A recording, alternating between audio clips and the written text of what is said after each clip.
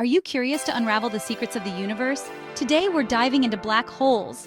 Black holes. Just the name sounds ominous, right?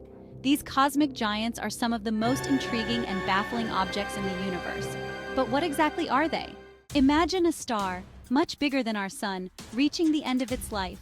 It collapses under its own gravity, creating a point of infinite density, known as a singularity. This singularity is surrounded by an event horizon, a boundary beyond which nothing can escape, not even light, hence the term black hole. But here's where it gets mind-blowing.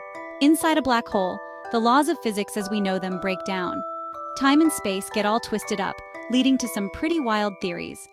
So how do scientists study these mysterious phenomena? Well, they can't observe black holes directly because, well, they're black. Instead, they look for the effects on nearby stars and gas. When a black hole pulls in matter, it forms an accretion disk that emits X-rays and other radiation.